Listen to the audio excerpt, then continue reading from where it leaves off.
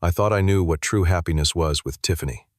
3 years of building what I believed was our future together, only to accidentally overhear her laughing on the phone about cheating on me with Jake. Her words cut deeper than any knife could. She actually said I would never suspect a thing because I trusted her completely. That moment changed everything, but instead of exploding in anger, I decided to be smarter. Before I continue this story, let me know where you are watching from in the comments. Hit that like and subscribe button if you have ever felt that gut-wrenching moment when trust shatters like glass. Looking back now, I can pinpoint exactly where it all began.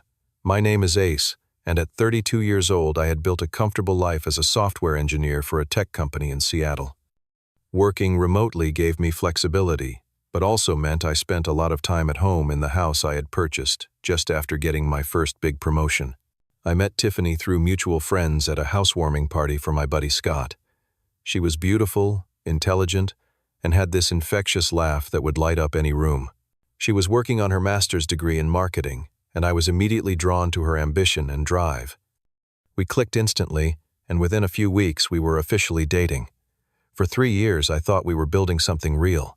I supported her through the final year of her graduate program, celebrating when she landed her first corporate job.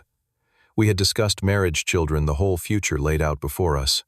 I had even purchased an engagement ring, a 2-carat diamond that cost me nearly $15,000. It was hidden in my home office, inside an old computer tower that I kept around for parts. I had been planning to propose on our upcoming vacation to Hawaii, just 2 months away.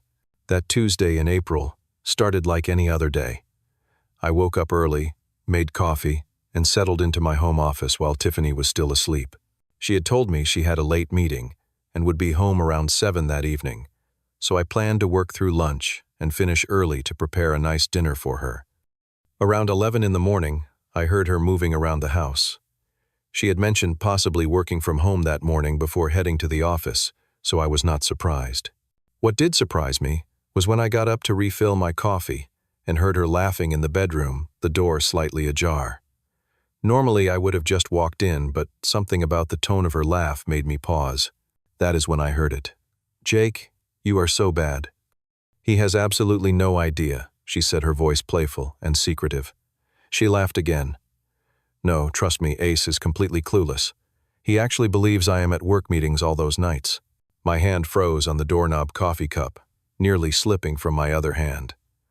I took a silent step back, my heart suddenly pounding in my chest. "He is so trusting, it is almost too easy," Tiffany continued. She paused, listening to whoever was on the other end of the call. Then she laughed again. "I know, right? He is actually planning our vacation, while you and I are planning our own getaway. God, he would never suspect a thing." I backed away from the door, careful not to make a sound.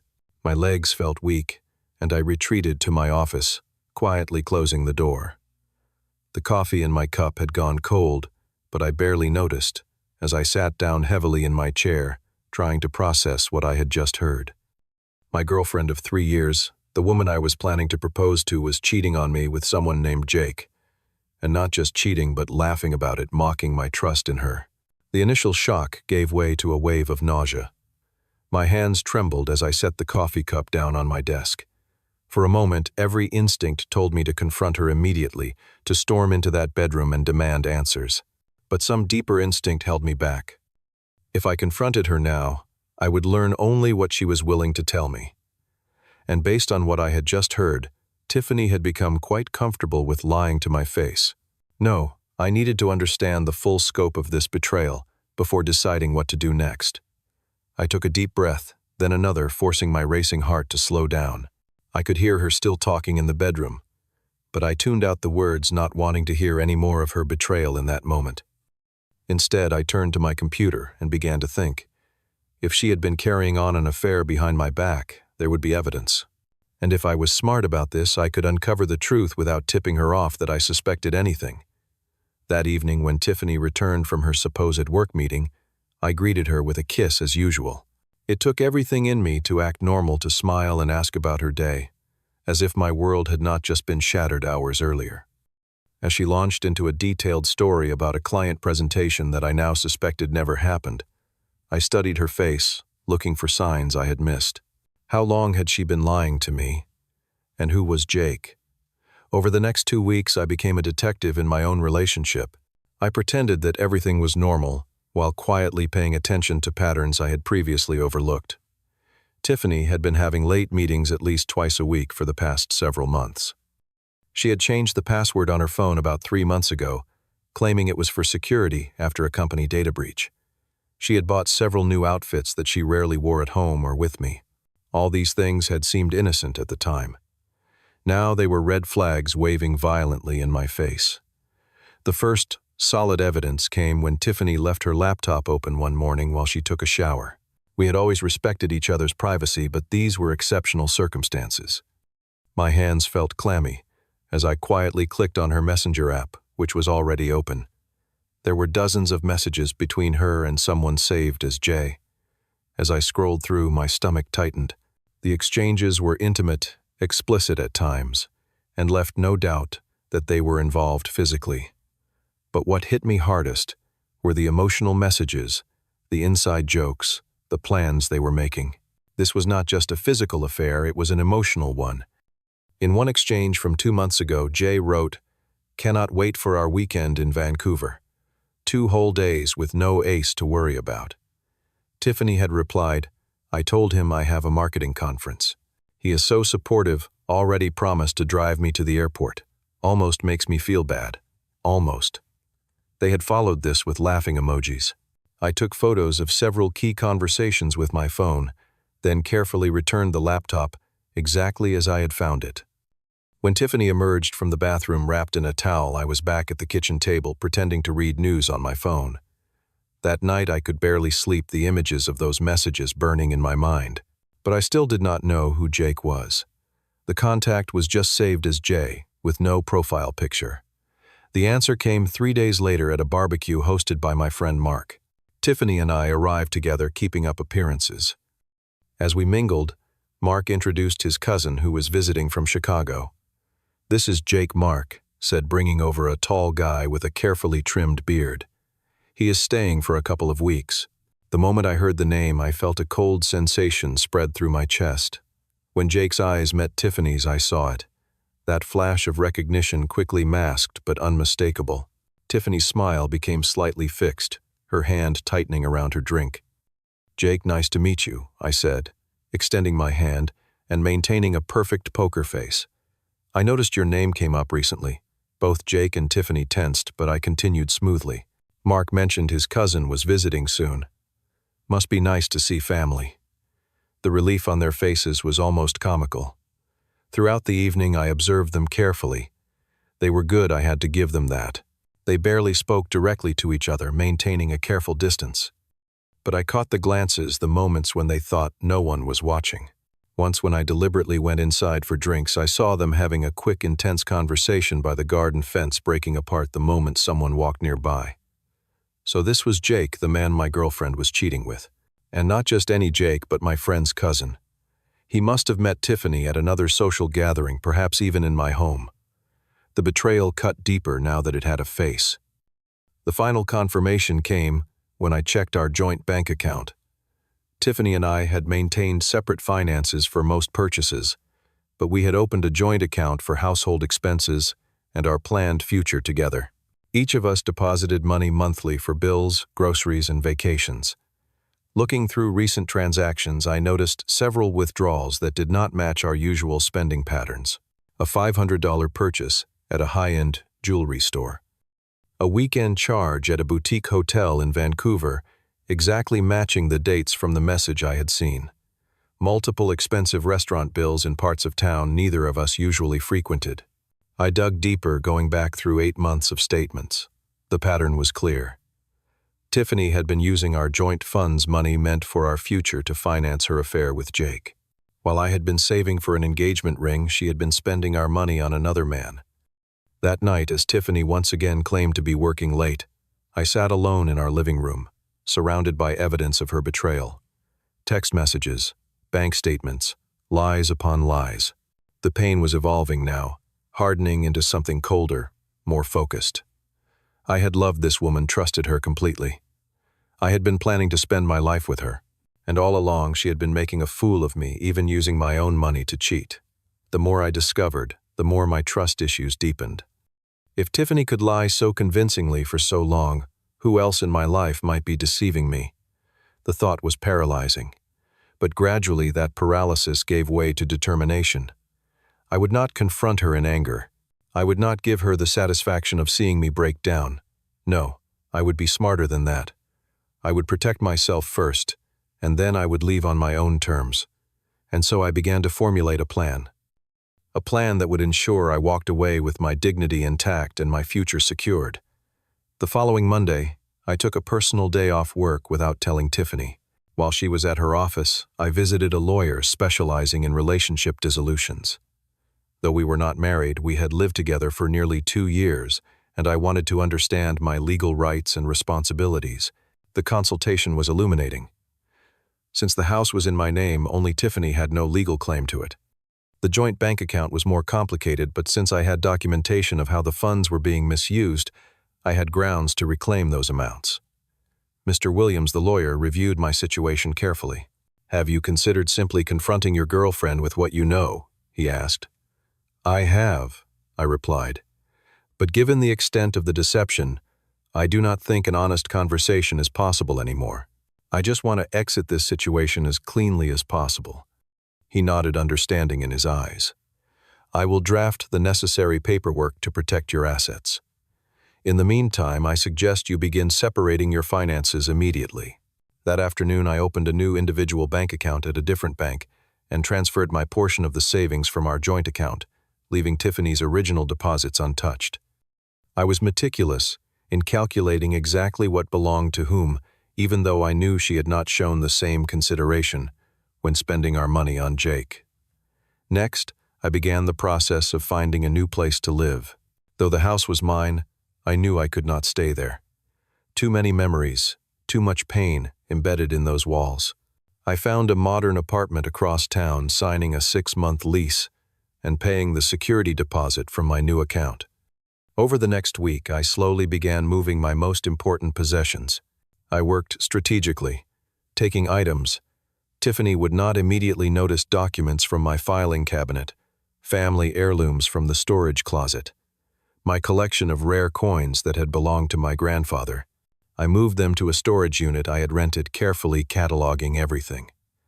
One night, while Tiffany was at a supposed work dinner, I retrieved the engagement ring from its hiding spot. Looking at the sparkling diamond, I felt a complex mix of emotions. This ring represented a future that would never happen, a promise that had been broken before it was even made. I secured it in a safety deposit box at my new bank. The most difficult part was maintaining the facade of normalcy. Each morning I kissed Tiffany goodbye as she left for work. Each night I listened to her stories about her day, knowing many of them were fabricated. I asked about her latest project, feigned interest in her office politics, all while systematically disentangling my life from hers. I almost slipped once when she mentioned needing more money in our joint account for an upcoming expense. "What exactly is this for?" I asked, my tone sharper than intended. She blinked, surprised by my question. "Just some bills coming up, and I thought we might need extra cushion," she said smoothly.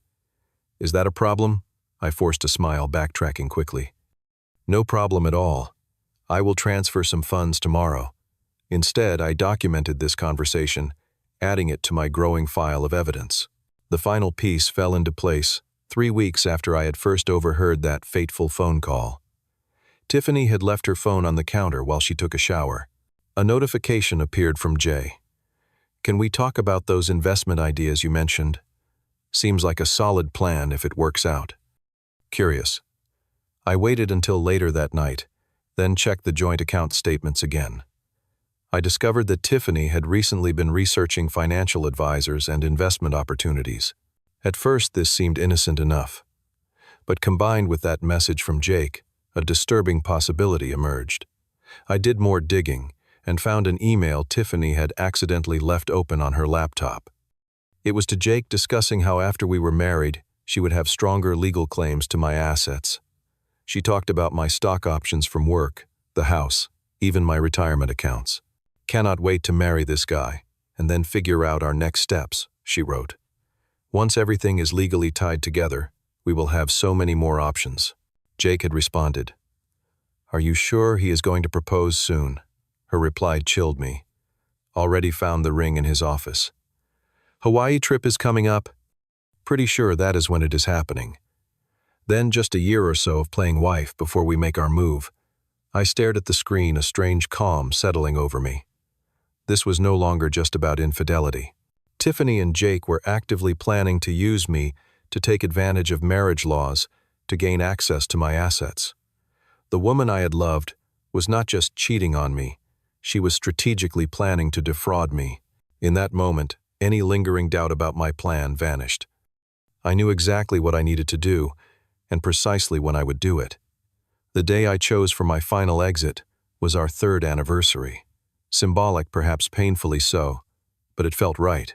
Tiffany had been dropping hints about the occasion for weeks, suggesting we should celebrate somewhere special. I had agreed, pretending to make reservations at an exclusive restaurant downtown. That morning I told her I had arranged for the entire day to be special. You deserve to be pampered today, I said, kissing her cheek. I have a few surprises planned. Her eyes lit up with what I once would have interpreted as love, but now recognized as calculation. I cannot wait, she said. I should head to the salon first to get ready. My appointment is at 10. I smiled. Perfect. I have some errands to run for tonight anyway. As soon as she left, claiming to be going to the salon but most likely meeting Jake, I sprang into action. I had already moved most of my important possessions, but there were still a few remaining items to pack. My clothes went into suitcases, my remaining books and personal items into boxes. I worked efficiently, meticulously. From my office, I retrieved all my important work files and electronics. From the living room, I took only the items that were unquestionably mine, leaving behind anything we had purchased together. From the bedroom, I collected my personal effects, careful not to disturb her side of the closet or her vanity. The last item was a family pocket watch that had belonged to my great-grandfather. It was gold with intricate engravings passed down through generations of men in my family. Tiffany had always admired it, even wearing it once to a vintage-themed party. Recently, it had mysteriously migrated from my dresser to hers. I reclaimed it now, tucking it safely into my pocket. On the perfectly made bed, I left an envelope containing printed copies of all the evidence I had gathered. Text messages, bank statements, emails discussing their plans for my assets after marriage. Alongside these, I placed a second envelope containing a simple note. I know about Jake. I know about the money. I know about your plans for after we would be married. Consider yourself lucky that all I am taking is what is rightfully mine. I took one final look around the house that had been my home, the space where I had planned to build a life, start a family. Then I placed my house key on the kitchen counter next to a third envelope containing documents from my lawyer, clearly stating that Tiffany had 30 days to vacate the property. By 2 in the afternoon, all traces of my presence had been removed from the house, my car packed with the last of my possessions. I sent Tiffany a text, hope the salon went well. I had to run an errand. See you at home later, she replied immediately. Just finished. See you at home. Cannot wait for my surprise. There would indeed be a surprise waiting for her, just not the one she expected. I drove to my new apartment, unloaded my belongings and waited. At precisely 6:30 in the evening, my phone erupted with notifications. First came confused texts. Where are you? What is going on? Then angry calls as she presumably found the envelopes. I let them all go to voicemail. Around 8, the doorbell rang at my new apartment. I checked the security camera I had installed that morning. Tiffany stood there, makeup streaked with tears, Jake hovering behind her looking uncomfortable. I opened the door but blocked the entrance. I had nothing more to say to either of them, but I was curious to hear what they might offer. What is this? Tiffany demanded, waving the papers in her hand. You just leave without talking to me. After 3 years, this is what I get. I looked at her, this woman I had once planned to marry, and felt nothing but a hollow sadness. The papers explain everything quite clearly, I said calmly. You have been cheating with Jake for 8 months, spending our joint money on your affair and planning to marry me for financial gain. Did I miss anything important? Jake shifted nervously behind her. "Ace, man, you have got this all wrong," he began. I cut him off by holding up my phone and playing a recording of Tiffany's conversation about their plans for my assets after marriage. His face paled as he turned to look at Tiffany. "You told me he was controlling your money," Jake said. "That you needed help getting what was rightfully yours." Tiffany's expression flickered between rage and calculation. I could almost see her mind working, trying to find a new angle, a new lie that might salvage the situation. "Ace, please," she said, her voice softening as she took a step toward me. "We can talk about this. Whatever you think you know, you are misunderstanding." For a moment, I remembered why I had fallen for her. The persuasive charm, the ability to make you question your own perception. But that power was gone now. "There is nothing to talk about," I said. "The house is mine legally. You have 30 days to find a new place.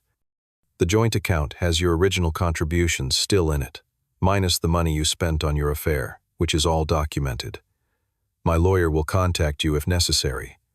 But otherwise, we have nothing more to discuss." I began to close the door, but Jake put his hand out to stop it.